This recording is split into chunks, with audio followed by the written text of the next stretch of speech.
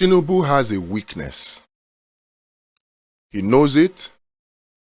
His APC people know it. And they are guarding it. They are hiding it to make sure that Nigerians don't know it. Tinubu has a weakness. They are doing a lot of work. They are putting in so much work, so much hard work to portray Tinubu as a master politician, as somebody who knows how to win elections, whether it is by violence, whether it is by rigging, whether it is by taking advantage of security agencies, the police and co, the military, whether it is by buying over the judiciary. People believe, Nigerians believe that Tinubu is undefeatable. But contrary to this popular belief, Tinubu has a weakness and he knows it and is doing everything he can to make sure that Nigerians do not find out. What is the weakness of Tinubu? If you're a Nigerian and you want Nigeria to work for all Nigerians, then you must identify with us this weakness of Tinubu so that by 2027 general elections, Tinubu will be out of office. Don't argue with me and say that Tinubu cannot be defeated. He can. I just told you he has a weakness. Don't argue with me that elections do not matter or that votes do not count. Votes count. Because if they do not count, why will politicians set aside so much money, billions of naira, to buy votes? Why will politicians set aside billions of naira to buy INEC, to buy security agencies, to buy even the judiciary? Why would they do that? Spend so much money to procure thugs. Votes count. Elections matter. Whether we like it or not, elections remain the only legitimate way to remove corrupt politicians from office. It's the only way. So when they come to you to drive the narrative that elections do not matter or that your votes do not count, it is because they are trying to convince you to win your heart. Your heart, your mind is their target. They are trying to convince you to do one of two things.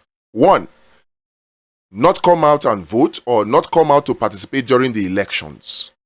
Yes, that's what they want to do. Or two, to make it easy for them to buy your votes. Those are the things. At the end of the day, they want to increase voter apathy.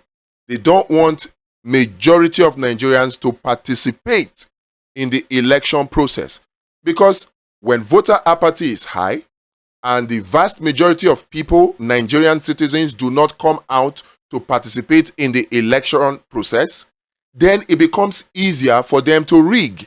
It becomes easier for them to do what they do, to buy INEC, to buy the judiciary, to buy the security agencies, to procure thugs. It becomes easier for them to do. So, what is the weakness of Tinubu? And how can we use it to the advantage of Nigerians in the next election cycle? I am talking about the next election cycle because right now, Tinubu is not interested in what will make life easy for Nigerians. In fact, if you ask me, I think that Tinubu wakes up every morning. Him and his cronies, they wake up and they just think, oh, how can we make life more difficult for these Nigerians? They are having it too easy. So every day they come up with worse ways to make life more difficult for Nigerians. And you see, they understand one thing too, that no matter what the harshness of the policies that he's implementing, the Nigerian citizens will only shout and scream for a short period of time.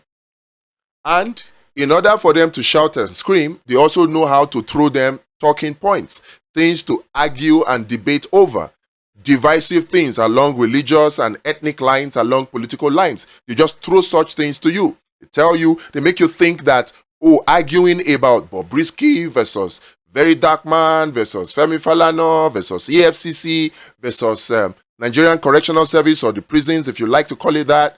They make it look like it is an important topic. Oh, it will expose corruption. And so when the National Assembly says we are setting up a panel to investigate what happened They think that the panel was set up to actually expose corruption, but it was not set up to expose corruption. The panel of the National Assembly, from where I see it as a panel that was set up to exonerate Bobrisky, to make Very Dark Man look bad, right? And to distract us from the weightier issues that are going on. We are very, very easily carried away by talking points. We talk about the list of gay people that was released on this blog. What is the name now? Oh, Gist Lover. We are carried away by such discussions. Oh, Igbo versus Edo. Edo is from Igbo. Igbo is from Edo. Oh, Ikwere is Igbo. All of those discussions, we get carried away by them. When the more serious matters of how your crude oil is extracted from the ground are abandoned, a video on crude oil extraction and the corruption in the oil and gas sector will not get views. But a video about Very Dark Man versus Bobrisky will get views. And that's to tell you the success that our corrupt politicians have had in distracting us with useless topics. A debate about, Brekete family and human rights violation. So they take 1 or 2 cases every day, maybe 5, maybe 6, and they treat. Meanwhile, while those 5 cases are being treated, 1,000 worse cases are being perpetrated every day. So you see that they know how to hold us and give us talking points to distract us. And while we are distracted, they find it easier to drive this narrative that Tinubu is very strong and Tinubu cannot be defeated. Oh, forget it. Just let Tinubu continue till 2031. Oh, nobody can defeat Tinubu. And you know, the sad thing is, people who should know better even push this kind of narrative. People like the Very Dark Man, people like Brekete family, they push this narrative somehow. And it saddens me because it is simply not true. Tinubu has a weakness. And what is that weakness? Tinubu is only as good as his structure. And structure is made up of a network of persons, a network of people. See what is happening with Wike and Fubara in Rivers. See what happened in Edo elections. See what is happening in Ondo now in preparation for the Ondo elections. All of these things, something very striking always happens, but Nigerians do not pay attention to it. You see those people who are jostling for the National Assembly positions, people who are jostling for the governorship positions, people who are jostling for elective positions, people who are supporting them in the hopes that when their candidates win, they will get appointments. All of those people, they form a structure.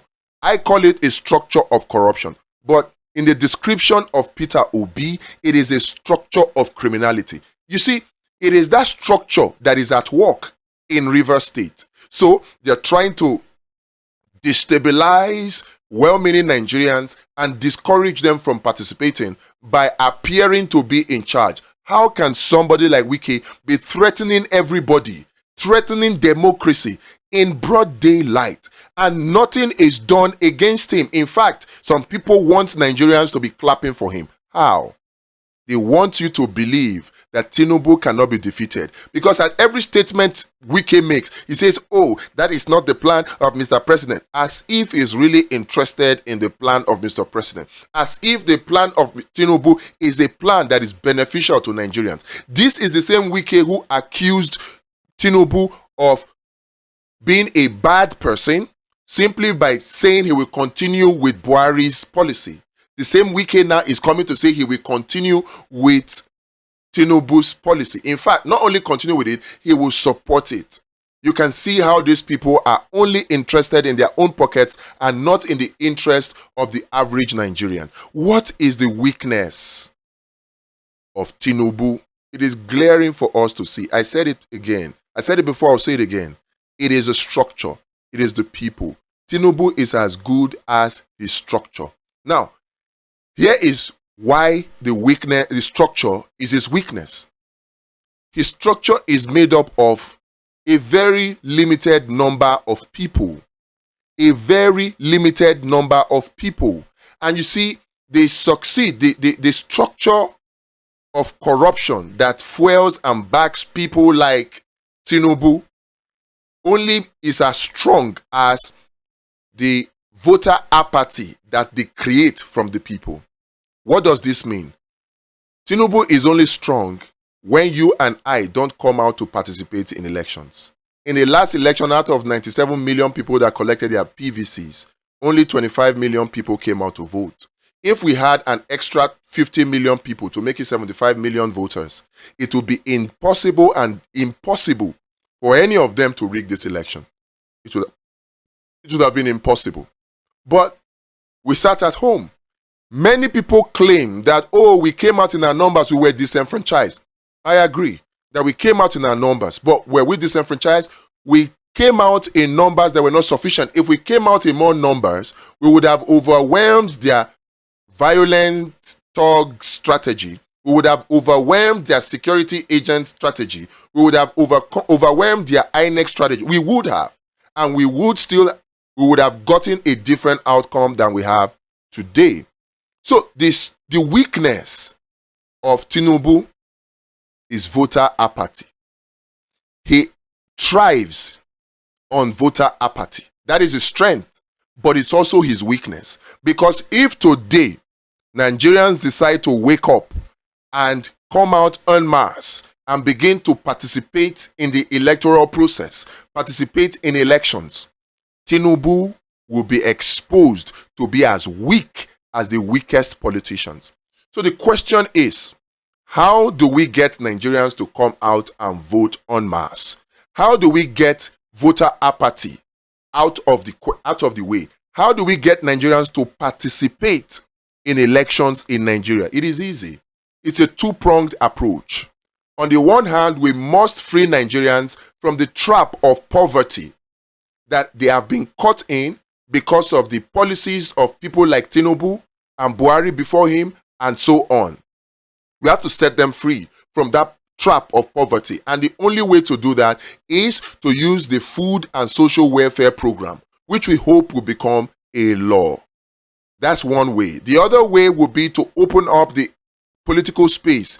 A political party has to be created, and we have started the process. It's the Abundance Party of Nigeria, a party that will open up the political space to everybody so that graduates, teachers, small business persons, mechanics, bricklayers, whoever, Uber drivers, teachers, civil servants that have not had the opportunity to dip their hands into the treasury and loot stupendous wealth for themselves, everybody will have equal access to run for public office.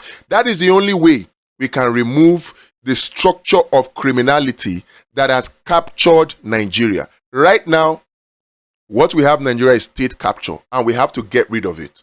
So, with these two approaches, we can achieve that. But then again, the question is, what is state capture? Do you know?